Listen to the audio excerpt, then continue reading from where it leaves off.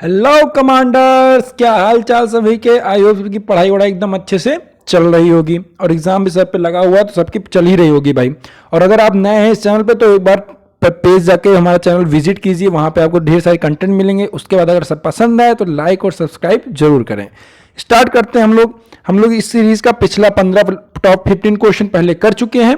अब अगले 15 क्वेश्चन पे हम लोग आते हैं, तो हम लोग स्टार्ट करते हैं 16 से। तो 16 तो हमारा 16वां सवाल रहा। पहला सवाल ये है रहा आपके लिए, the luxury car that they bought turn out to be a white elephant. White elephant का क्या मतलब होता है? देखिए, व्हाइट एलिफेंट का मतलब ये हो गया कि आप बहुत ज्यादा क्या है, कोई चीज बहुत कॉस्टली हो, जैसे एक हाथी है, ये सफेद हाथी है, ये क्या देखो बहुत ज्यादा कॉस्टली है कि नहीं? बहुत ज्यादा कॉस्टली है, लेकिन इसका कोई यूज है? कोई यूज नहीं है। तो व्हाइट एलिफेंट का मतलब हो गया जो बहुत ज्यादा कॉस्टली हो लेकिन कोई भी यूज उसका ना हो। तो व्हाइट एलिफेंट का मतलब हो रेयर आर्टिकल, बिल्कुल गलत। A useful mode of transport, ये भी बिल्कुल गलत। कॉस्टली और ट्रबलसम पोजीशन, ये हो सकता है कॉस्टली और ट्रबलसम पोजीशन। और प्राउड पोजीशन ये भी नहीं होगा, तो आपका ऑप्शन नंबर 3 क्या हो जाएगा? सही हो जाएगा।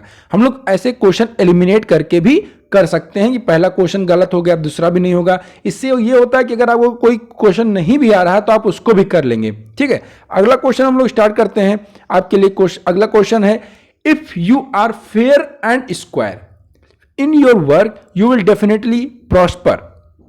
अब यहां पे फेयर एंड स्क्वायर का मतलब क्या होता है? अब देखिए, फेयर एंड स्क्वायर जो चीज होती है वो क्या होगी? जाहिर सी बात ऑनेस्ट होगी। मतलब फेयर का मतलब जो क्या लीगल हो, जो मतलब कि ईमानदार हो, और स्क्वायर का मतलब क्या हर तरफ से क्या हो? बराबर हो। तो फेयर और जो ईमानदार हो और हर तरफ से बराबर हो वो क्या होगा? जो ऑनेस्ट होगा वही तो ये काम कर सकता है ना भाई।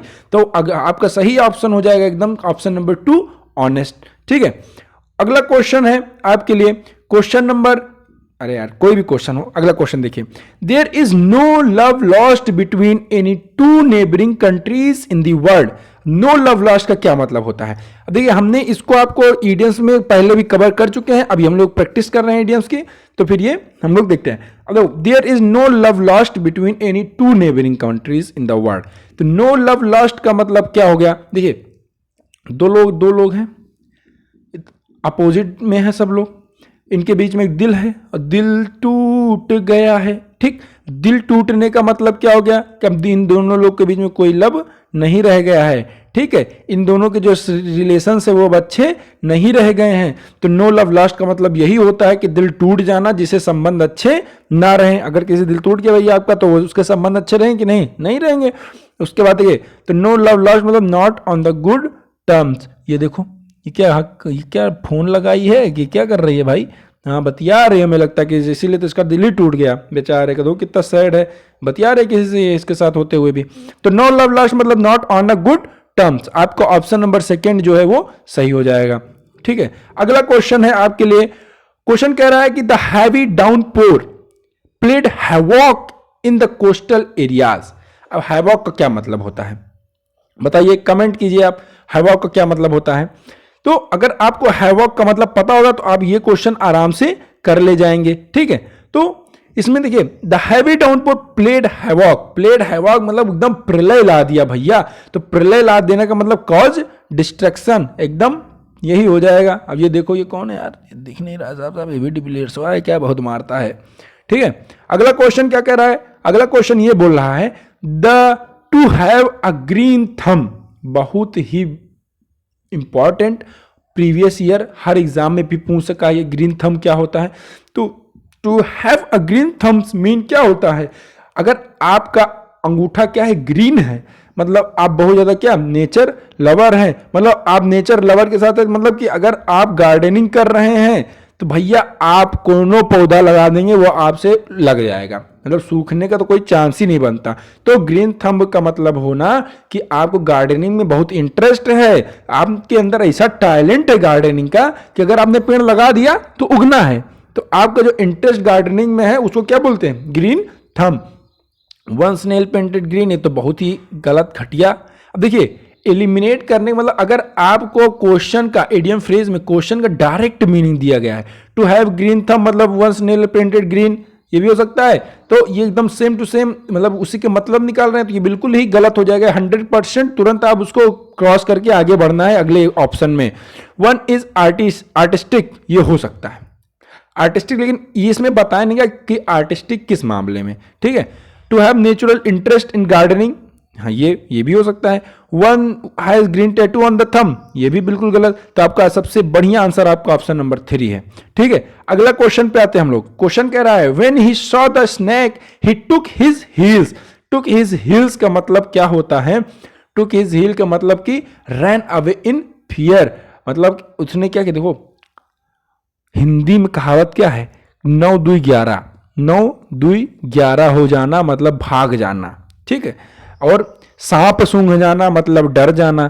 वैसे ही इन दोनों को मिला दिया जाए, टुक टू हिज हील मतलब जैसे सांप सूंघाया उसने हाथ में जूता लिया और 9 2 11 हो गया, मतलब टुक टू हिज हील्स, उसने हील्स ली अपनी। और देखो ये लड़के क्या कर हील्स ली और इतनी तेज भागी कि इसका देखो पैर दर्द होने लगा, इसके घुटने में। देखो अरे वो घुटना कह रहे हैं, अरे यार यहाँ क्या होता है भाई, जो लोग दौड़ते हैं उनको पता है, दिमाग में नहीं आ रहा है। तो टुक टू हिज हील्स का मतलब हो गया कि रन अवे इन फियर, आप डर से जो है बहुत तेज भागे, ठीक है। टुक टू हिज हील्स बहुत ही आसान इडियम है वाला। तो अगला है he has to abide by the hard and fast rule. इसमें आपको 2 क्वेश्चन है, एक हो गया अबिड बाय, ठीक, इसको अंडरलाइन कर दीजिए, और हार्ड एंड फास्ट रूल।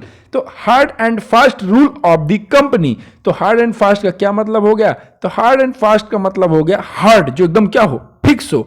तो फिक्स एंड डेफिनेटिव, डेफिनेटिव क्या हो जाएगा इसका मतलब? ऐसा रूल जो हमेशा क्या हो, फिक्स हो, चेंज ना हो।